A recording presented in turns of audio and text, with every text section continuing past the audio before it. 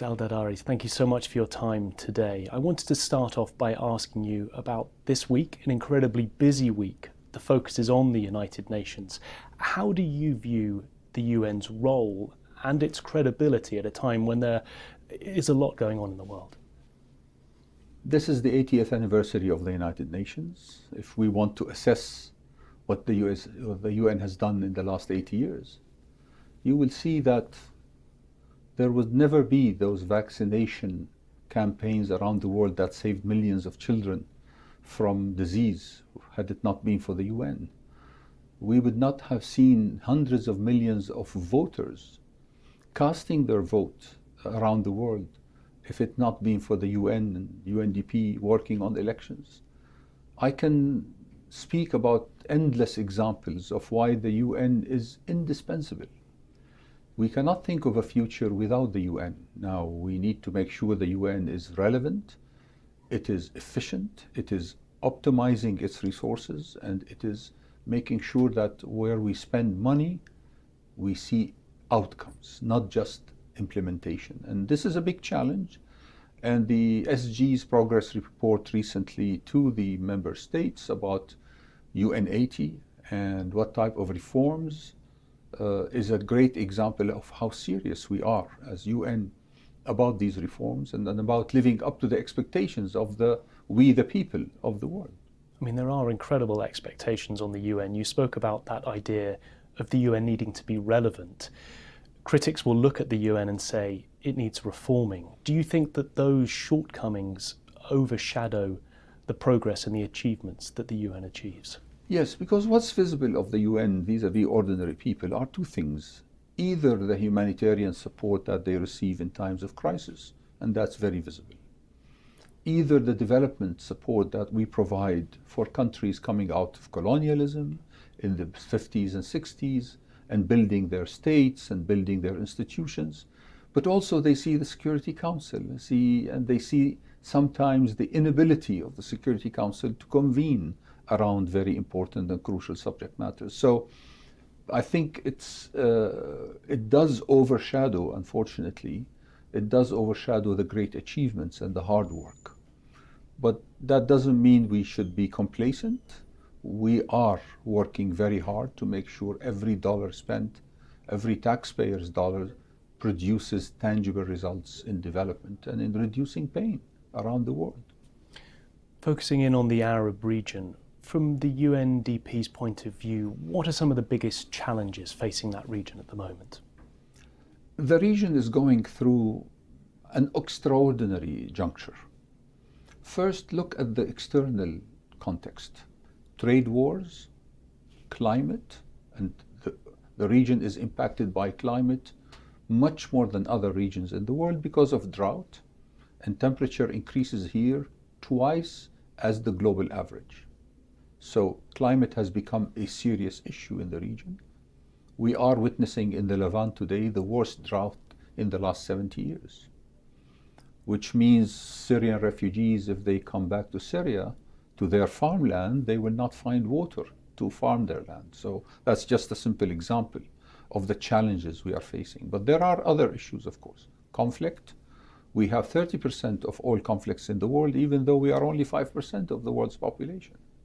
And we have 30% of the total IDP population of the world, again, and we are only 5% of the world's population.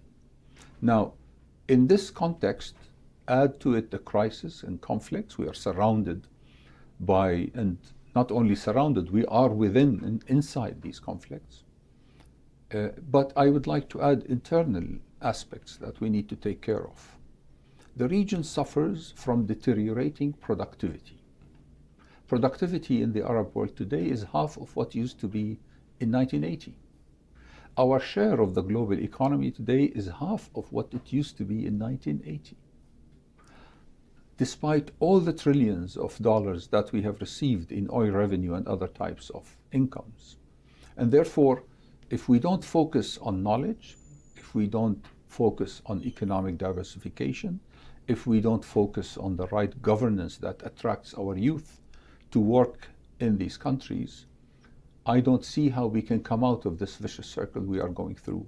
Productivity decreasing, poverty increasing, conflicts and tensions increasing. But at the same time, the region has some very exciting spotlights. And we can talk about the artificial intelligence hub that we are building in Morocco, in the UAE, in working with Egypt, working with Saudi Arabia. We can talk about the fantastic work we are doing in Tunisia on water resource management, what we call the water portfolio, and so on and so forth. So it is not just a grim picture.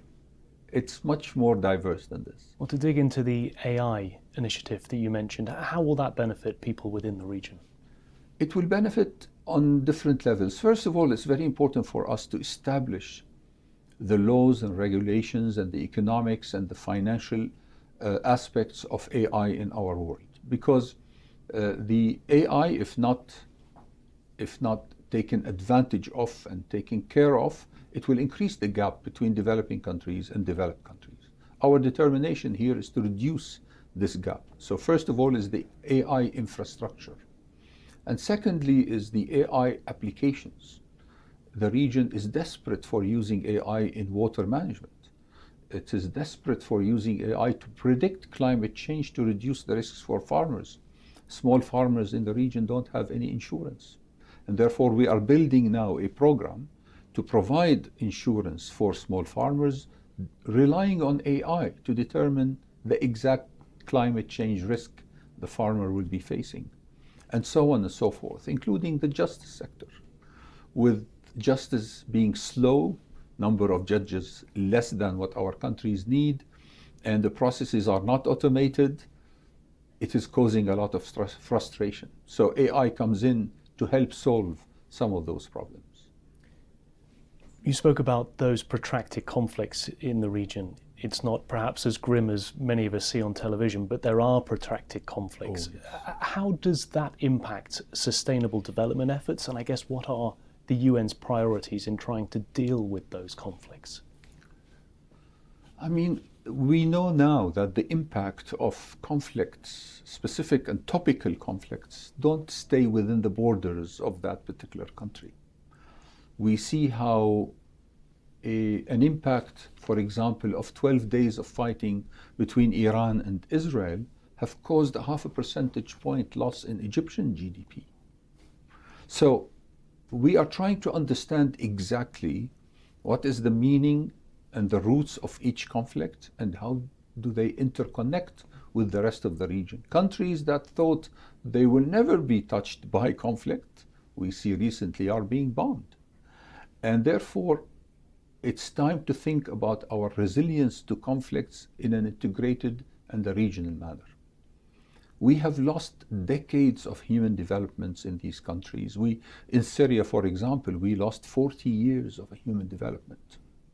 In Palestine, in Gaza, the model that we used to estimate the damage to human development, health, education, and economy, the model did not close.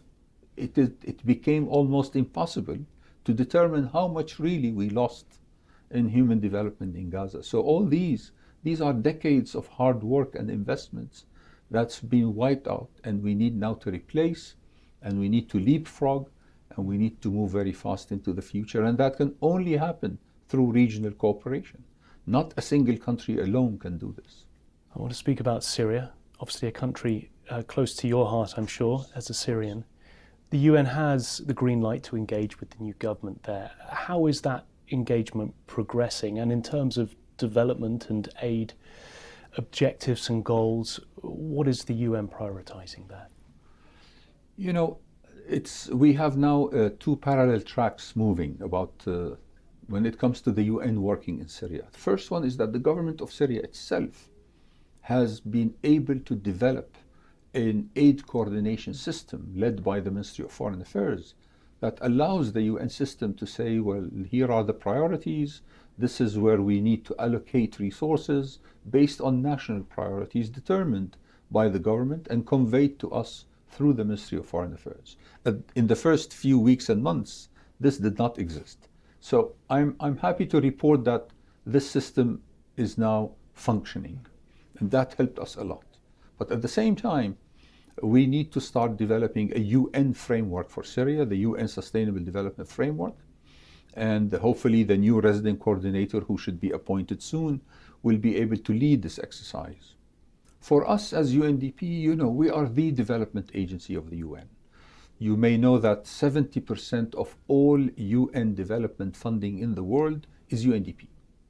So in the Arab region, we spend about $1 billion a year in grant to the Arab states. So we have been working very hard, first to identify development requirements for recovery in Syria, a country that needs to grow at more than 7% for every year for the next 10 years to reach a level of acceptable recovery, which requires massive investments across all sectors. So we've been focusing on identifying these priorities: institutional capacities, energy, agriculture, water, support to small and medium enterprises, reviving the banking sector.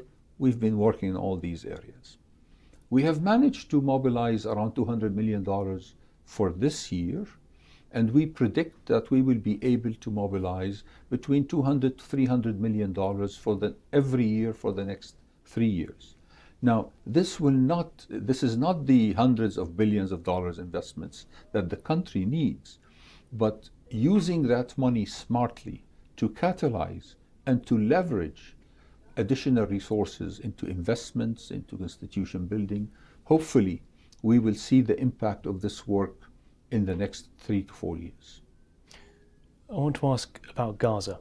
Obviously, the scenes on television are horrific. We know that there is famine. We know that there are huge humanitarian challenges. What's your assessment of the situation, and how best can the UN Development Programme help the people in Gaza?